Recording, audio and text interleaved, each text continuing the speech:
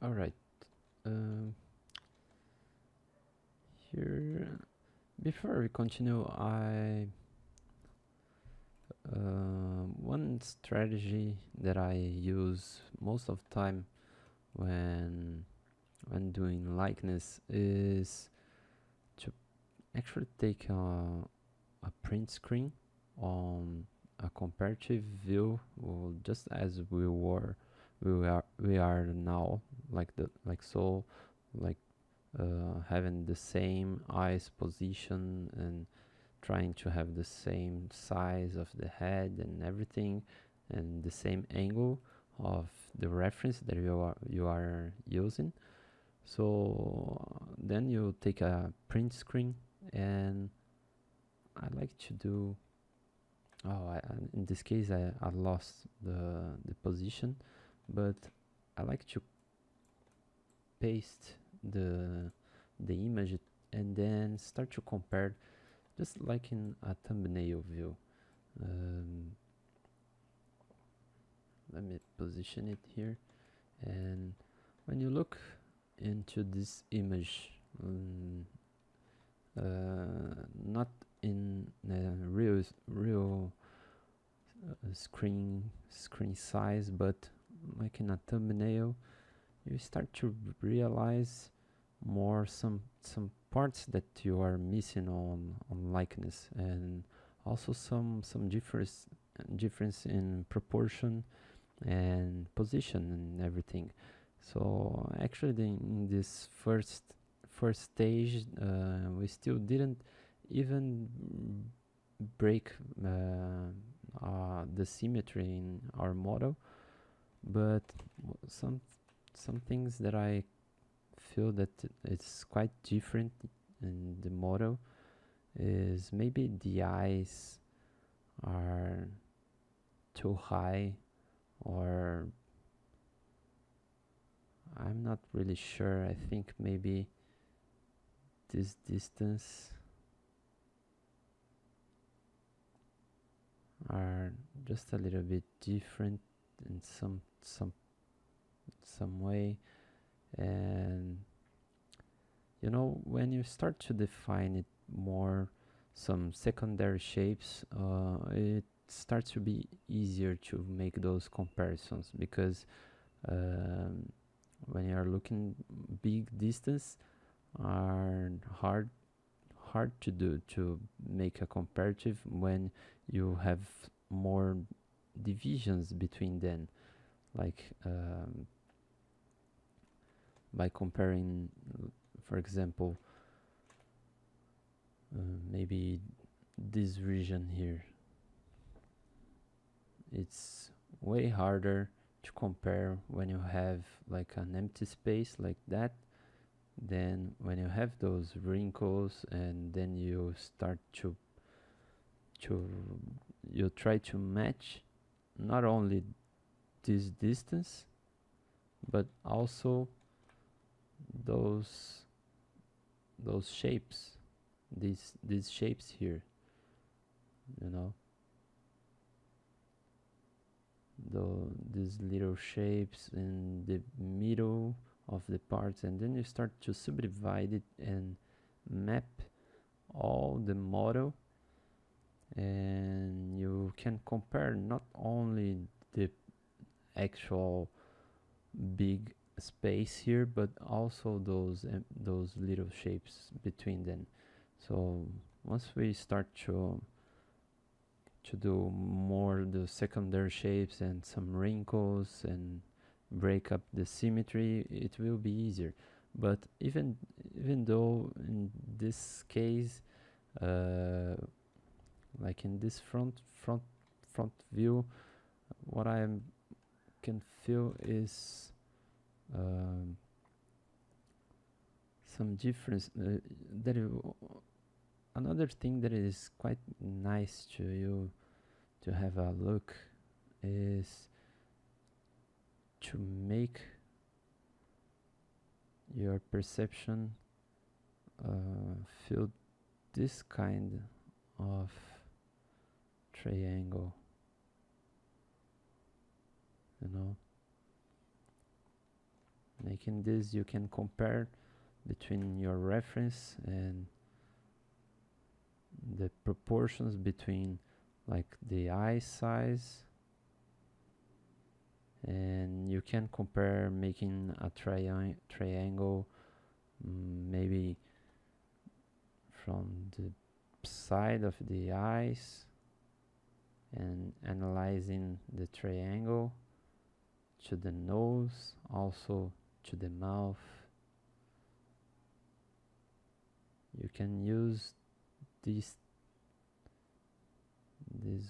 things to make some comparatives between the forms and the way that the triangles look. Compare this distance, you know. We already said about tracing those vertical and horizontal lines.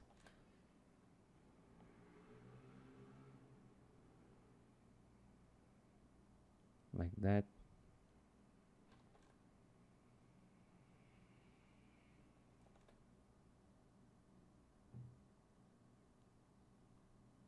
So like in this case, we can compare those lines.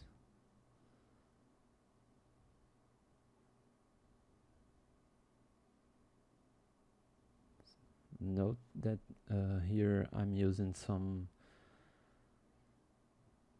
points to make those comparisons,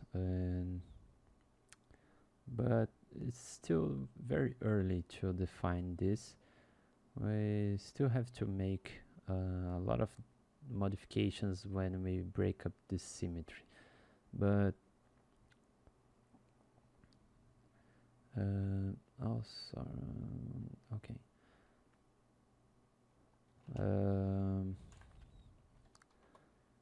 Let me see here. I'm feeling that he has more volume over this region here, because my version is all in black, so we could add more mass over there. Maybe the chin over here is quite different, this shape. Mine is too large, and also we have some difference here. Maybe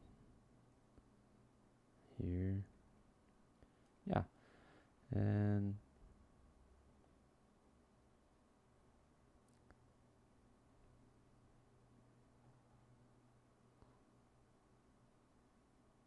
but I like to, when I'm doing likeness, I like to do some secondary shapes, and then all the time it need to adjust those primary shapes as well, because just as I was saying, sometimes you are looking and making some comparisons between those small shapes with the wrinkles and everything, and then you start to realize that your model is way different than the reference itself. But yeah, at this first moment, the things that are more different for me are the chin and also this volume here in the size of jaw. I think we could add more volume there, and maybe also add a little bit more volume on the arches that we have said.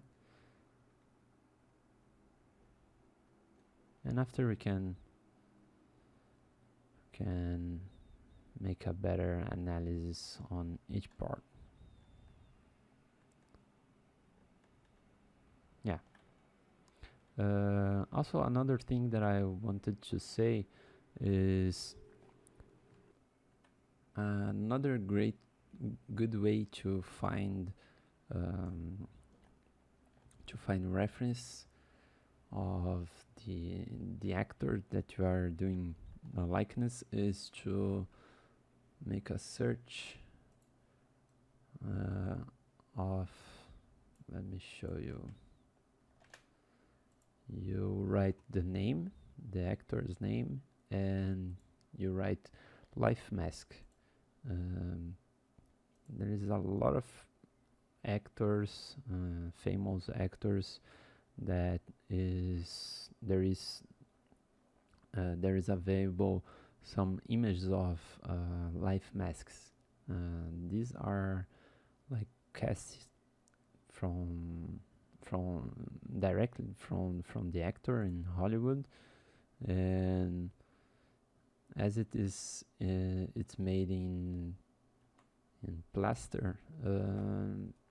It's easier to read some volumes, but generally those images they have a lot of perspective, so you have to take care about using them as reference, because sometimes it may looks a lot different from the real actor, but you can use it then to understand some parts, um, especially in the middle part of the face, like the superciliary arches that we said.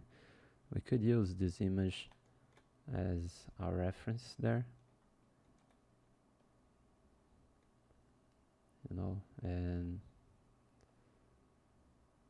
maybe some others. So this way we can really see this distance between the end of the beginning of the eyes here, the lacrimal, and the nose, and this is in 3/4 view.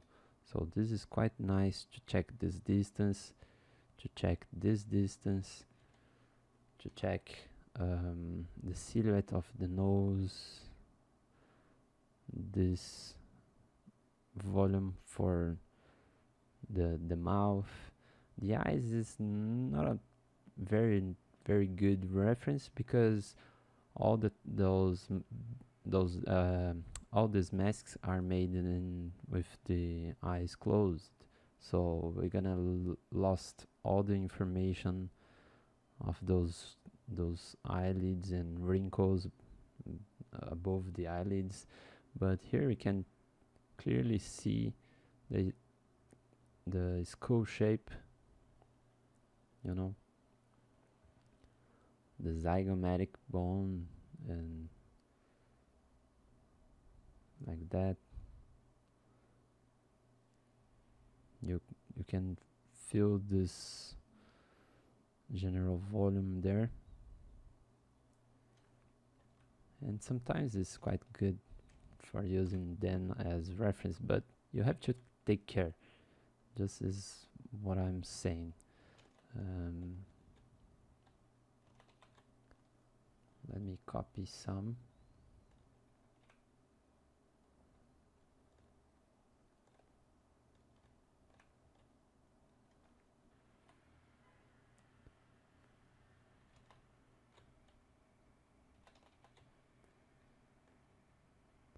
Maybe this one.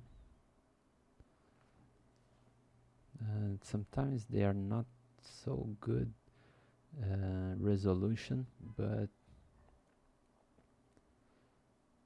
even a small resolution, you can see some of the volumes. This one is another one that is good.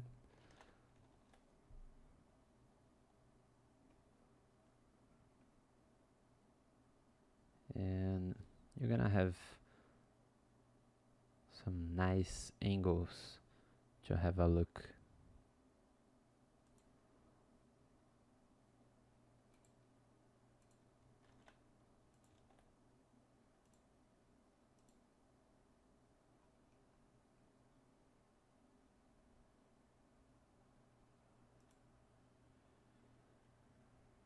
even this one, look, is a very small resolution, but it's in a good angle that we can check after.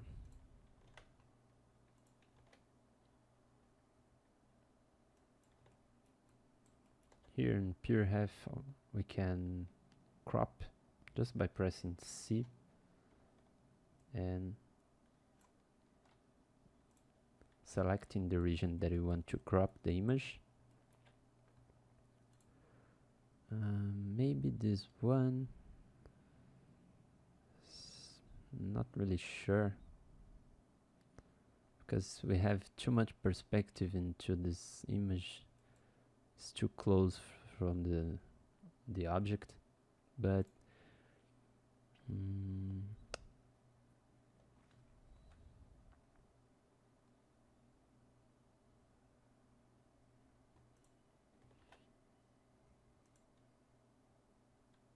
this one we got already.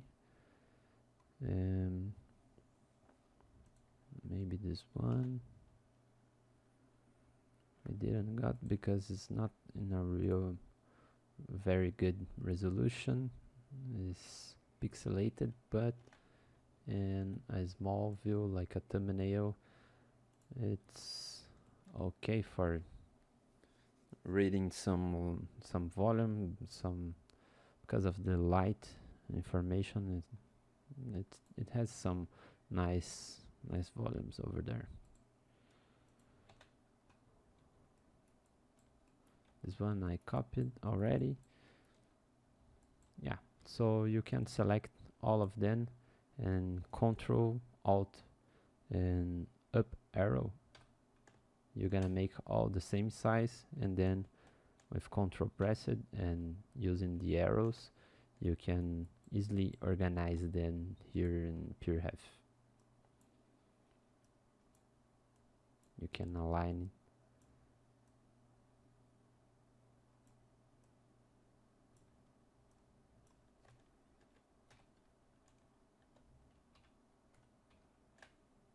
perfectly. So let's have a look in ZBrush.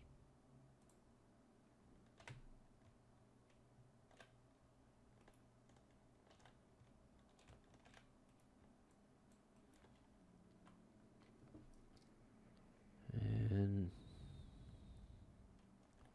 as I was feeling, I think this region on the arches are just a little bit more pronounced. So now I'm using the standard brush with a very low intensity, and I'm gonna try to make some strokes like in the crest region of the arches, the region that we can see this change of planes in the lighting, you know.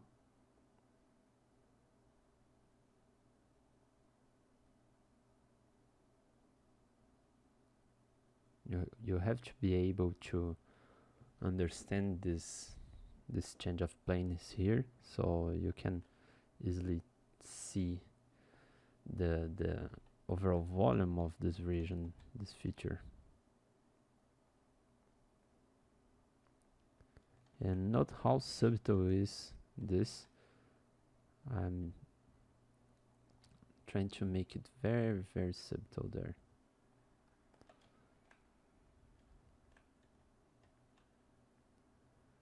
Note that in the front view we are not very able to see this volume, you know, but it's there. Here in the middle I can smooth a little bit, and also let's add that volume that we said. Maybe make the tick a little bit less big.